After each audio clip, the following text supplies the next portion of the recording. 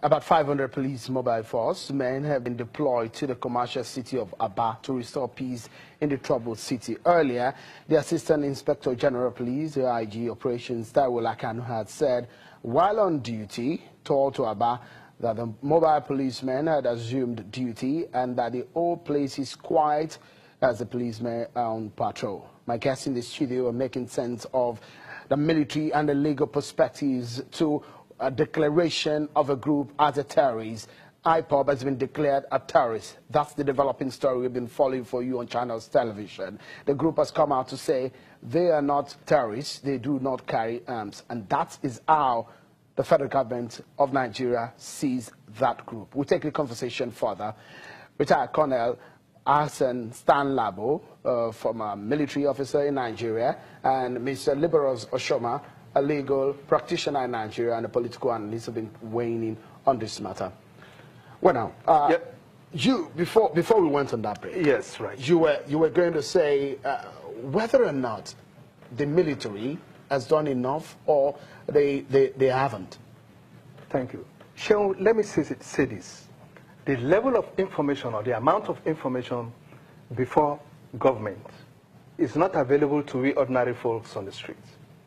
And most of this information at times borders within national security, their intelligence, which may not be divulged to the public. The point I'm trying to drive home here is this.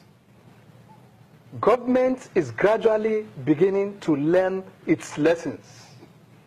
These were the sort of mistakes we made until Boko Haram became as hydra-headed as it was, to a point that we could not contain it.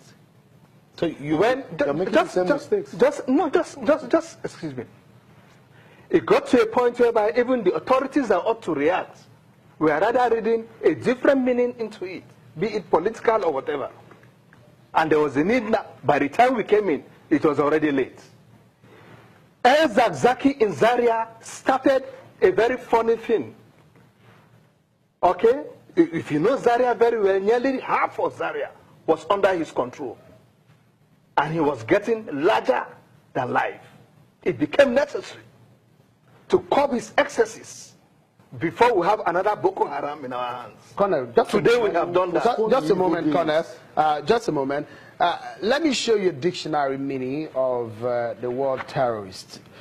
He does, dictionary did give us this, say, a person who uses unlawful violence and intimidation, especially against civilians in the pursuit of political aims.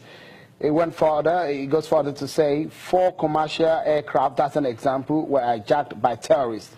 So other meanings to the word terrorist could be a bomber, arsonist, incendiary, and the adjective to that word would be unlawfully using violence and intimidation, especially against civilians in the pursuit of political aims, describing a terrorist organization. If you look at that again, if you look at this word, Colonel, does this really fit into what IPOB represents? It talked about violence. Did it? Did it talk about violence or not? Is IPOB a violent group or it's not a violent group? Does IPOB look like a peaceful group to you? Okay, let's allow the lawyer to come in into it. It talked about arms, if I'm not mistaken. Okay, good. All right. For time, I did say I will outline, I don't want to talk about problems so much, but I can tell you that if 50 years after the Civil War, if 50 years after Biafra, if 50 years after independence, the agitations, the fears of the minority that led to the Willings Commission of 1957 are still here with us today, it means that we have not addressed those problems that led to the Biafra War. And so, if you remember when the president went for his first medical vacation in London this year, the agitations were rife. But it took the statesmanship of the then acting president, the current vice president. He visited these places. He walked on the street of Yenagoa. He visited Owerri. He visited Umuahia. What did he do? What he simply did was to give a sense of belonging. What would you have suggested that the president? What would I have suggested that the federal government? What manner would you have suggested that the federal government? There is agitation in the southeast that this government had consistently neglected the Southeast. Whether you like it or not, the activities of the present government also had laid credence to all of these. That people, who didn't even want to listen, started, counting also. And so what stopped the federal government from addressing a stakeholders meeting in the Southeast? To say, look, all of these rumors and misgivings are not true. What about the representatives in the National Assembly? Excuse me. Is that not the fault? Do you know that in Nigeria, what you have as a Nigeria is a big local government where everybody look up to the center. That is why if there's no water in your area now, you call on the federal government to come to your rescue because the federal government takes so much. So you're saying that the federal government should have messed with IPOB or... No. What did Oshibanjo do when Buhari first traveled? He didn't meet with IPOB, but he went on the streets to relate with the people. He met with the political office holders. And so in the same vein, what stopped the government from having a stakeholders forum in the Southeast? Blame those that you need to blame, and then promise those that you know that you can achieve. Okay. And then it's all work in progress. I'm running up quickly.